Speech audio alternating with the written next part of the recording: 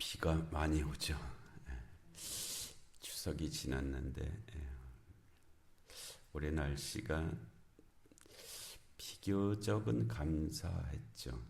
여름이 이례적으로 고온으로 올라갔던 것은 좀 두려운 일이었는데 그래도 생각보다는 날일기가 대체적으로는 좋았던 것 같아요. 그래서 여러 가지 작물들도 풍년이 들고 논농사도 잘 되고 그랬다고는 합니다. 근데 이게 폭풍 전의 고요함 같은 느낌이 있어요. 곧 닥칠 큰 폭풍이 있는데 그 전에 잠깐 좀 고요한 어떤 현상들을 있지 않을까. 전 세계적으로는 아주 어려운 상황을 향해서 나아가고 전체적인 그 지표들 그런 것들은 정말 심각한 그런 것들을 보여주고 있는데 그런 좀 그런 모습들입니다.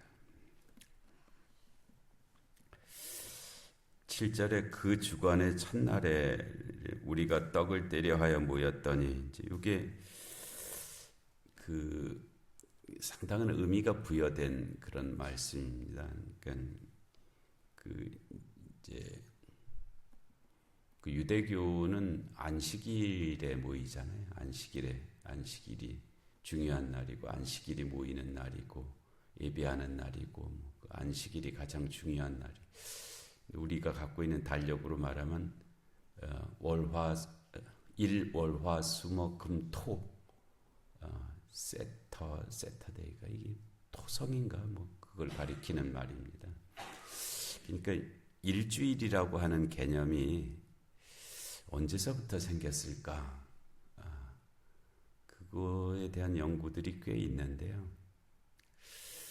가장 이제 유력한 것은 우선 7이라는 이 개념이 왜 만들어졌는지가 이게 우리가 맨눈으로 이제 만원경 같은 거 없이 맨눈으로 하늘을 쳐다봤을 때 잘 보이는 천체가 7개입니다. 우선은 태양이 가장 잘 보이죠. 그래서 이게 이제 썬데이입니다. 태양이 가장 잘 보이기 때문에 그 다음에 잘 보이는 게 뭐예요? 달이죠, 달. 그래서 문이 몬데이, 그래서 월요일이 된 거예요. 태양, 달, 그 다음에 그다음에 금성, 토성, 이 목성, 이래서 그런 그 우리 눈에 잘 보이는 7개의 천체를 기준으로 해서 7일이라고 하는 단위가 만들어졌습니다. 그래서 그렇게 7이라고 하는 천체의 움직임을 따라서 날짜를 구분해 나갔던 것이 아주 오래된 기원전 2000년 그 이전의 기록들에 이제 나와 있어요. 그러니까 모세의 출애굽기는 기원전 1500년이잖아요. 근데 그 이전부터 7개의 천체를 기준으로 하는 그런 시간 단위가 달력이 있었고요. 바벨로니아 사람들은 좀 더 이 태양과 달 외에는 보통 사람은 눈에 잘 안 보이잖아요. 다른 목성, 토성, 금성, 수성 이런 것들이 이제 눈에 안 들어오니까 그걸 갖고 이 날짜를 만드는 거는 좀 한계가 있다 싶어서 달을 갖고 만들었습니다. 달이 이제 보름달이 됐다가 다시 보름달이 되는 게 15일인가요? 30일인가요? 29일인가요? 보름달에서 보름달. 그게 한 달이죠, 한 달. 29.5일. 그게 한 달인데 그 보름달에서 보름달이 가는 동안에 상현달과 하현달이 만들어지잖아요. 반달이 오른쪽으로 갔다 왼쪽으로 갔다가 이제 보름달에서 초승달 사이에 상현달, 하현달이 있죠. 그러니까 29.5일을 4로 나눌 수가 있게 되는 거예요. 4로 나누면 7일, 약 7일이라는 개념이 거기서 만들어졌죠. 그래서 그 7일의 그 주기로 이제 이 시간을 이렇게 나눈 거죠.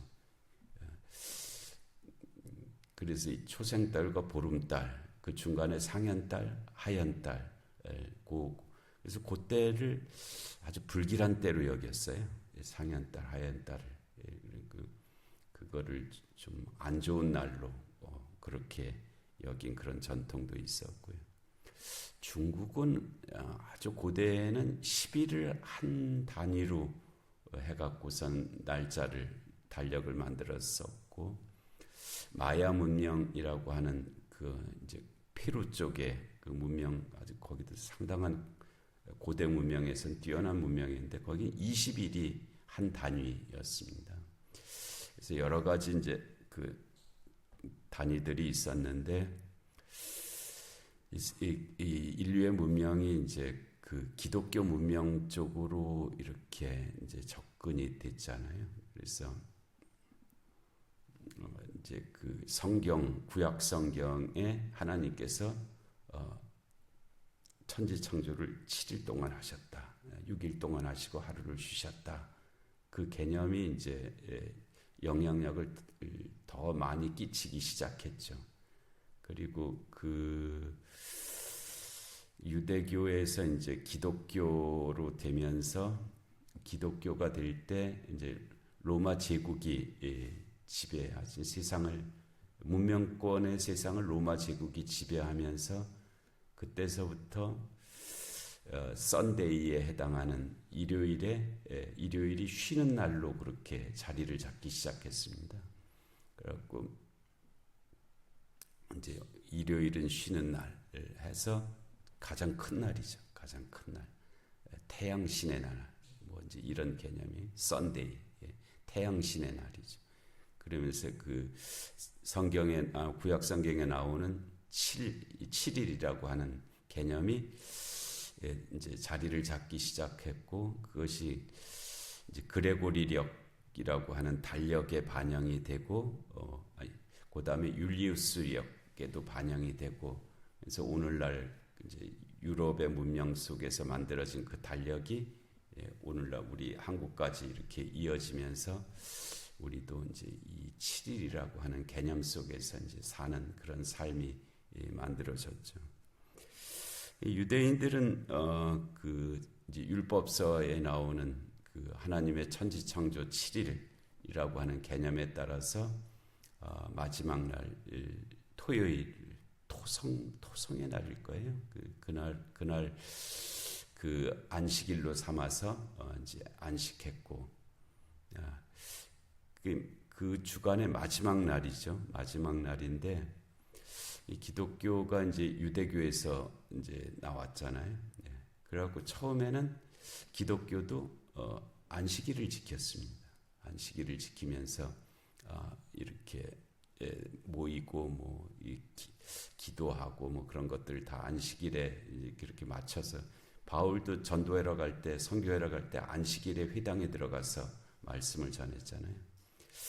그러다가 이제 이 유대교하고 기독교가 우리가 이게 같이 갈 수가 없겠구나 하는 그런 생각이 이제 들기 시작했죠.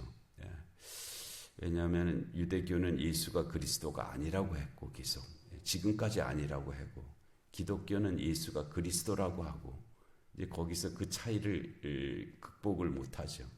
극복을 못하고, 그래서 유대교와 기독교가 갈라지면서 이제 기독교가 이 안식일을 날 예배하는 것을 이제 포기하죠. 포기하고 주님이 부활하신 날이 더 우리에게는 중요한 날이다 해서 그 주일 개념이 이제 생겨나기 시작했고요. 그래서 주님이 부활하신 날이 이제 일요일이잖아요. 썬데이, 주일. 그래서 그날을 썬데이인데 태양의 날인데 그날을 주일, 로드스데이, 주님의 날 해갖고 주일이라는 개념을 이제 만들기 시작했죠. 만들기 시작해서 이제 기독교는 주일날 예배드린다. 유대교는 토요일날 안식일에 예배드리고 기독교는 주일날 예배드린다. 그래서 이렇게 갈라진 거예요. 서로 갈라져 갖고 그래서 오늘날까지 이제 왔는데 그 서로 갈라졌다고 하는 것에 대한 공식적인 가장 그 초기의 기록이 바로 20장 7절 이 말씀입니다. 그 주간의 첫날에 우리가 떡을 떼려 하여 모였다는 거예요. 안식일 날 모이지 않고 그 주간의 첫날이 뭐예요? 이 썬데이잖아요. 일요일에 그들이 모였다. 일요일을. 그래서 이 날을 이제 일요일이라고 부르지 않고 일요일은 태양의 날이잖아요. 날일자. 태양의 날인데 우리는 이 날을 주일, 주님의 날로 이렇게 이제 한 거죠. 그래서 그 주간의 첫날은 이제 그렇게 해서 만들어진 그런 개념이고 이 날에 우리가 떡을 떼려 하여 모였다는 것은 그냥 뭐 떡먹을 친교하기 위해서 식사하기 위해서 모였다기보다는 이게 좀 이제 성찬식의 개념이 이제 들어 있는 그런 하여튼 그 주일의 개념이 들어 있는 그런 의미입니다. 그러니까 예배 공동체로 그날 모였다. 주일에 모였다. 그래서 주일 예배의 시작을 기록으로 남긴 그런 첫 번째 말씀입니다. 그래서 그 주간의 첫날에 우리가 떡을 떼려 하여 모였더니 바울이 이튿날 떠나고자 하여 그들에게 강론할새 말을 밤쯤까지 계속했다. 내일이면 가야 되니까 그런데 하고 싶은 말은 많고 해야 될 말은 많고 그래서 그 강론이 밤쯤까지 계속되었다. 우리가 모인 다락에 등불을 많이 켰는데 이때 이제 등불이 다 뭐 호롱불도 없고 다 이제 그 이전에 등잔불 같은 그런 형태거나 아니면 뭐 이렇게 나무에 뭐 묶어서 이렇게 횃불 같은 형태 그런 정도의 등불이었을 터인데요. 그러니까 유두거라고 하는 청년이 창에 걸터 앉아 있다가 깊이 졸더니 이 당시에 다 모인 사람들이 노동을 하는 사람들이었기 때문에 밤 깊이까지 이제 말씀이 계속되니까 졸렸죠. 그래서 더군다나 유두고라고 하는 청년은 창에 걸터 앉아 있으니까 예를 들면 그쪽으로 다 이제 방에 있는 공기가 글로 나가잖아요. 3층 높은 곳이니까 소위 이산화탄소가 그쪽으로 쭉 빠져나가는 거기에 창문에 걸터 앉아 있다가 보니까 졸음을 이기지 못하고 3층에서 떨어지건을 일으켜보니 죽었는지라 하랬어요. 그러니까는 졸음이 오기도 했는데 이제 그 이산화탄소가 그쪽으로 가면서 왜 우리도 연탄가스 마시면 그렇게 되잖아요. 그와 같이 돼서 이제 떨어져서 3층에서 떨어진 거 일으켜보니 죽었는지라. 이게 전체적인 분위기는 잠깐 기절한 것 같은데 하여튼 이 말씀 그 단어 자체는 이 의학 용어거든요. 누가가 의사기 때문에 네크로스라고 하는 의학 용어를 여기다 썼어요. 이건 진짜로 죽었다는 뜻입니다. 그냥 기절했다는 뜻이 아니고 진짜로 죽었다 할 때 이 네크로스라고 하는 이 단어를 쓰는 의학 용어에 의사들이 쓰는 말이란 말이에요. 진짜로 죽었다는 거예요. 3층에서 떨어졌으면 죽을 수도 있죠. 그래서 바울이 내려가서 그 위에 엎드려 그의 몸을 안고 말하되 그러니까 이것도 그냥 일상적으로 가서 이렇게 이렇게 살펴보는 행위로 볼 수도 있는데 이게 거의 그 엘리사가 그 아이를 죽은 아이를 살릴 때 했던 고동작이거든요.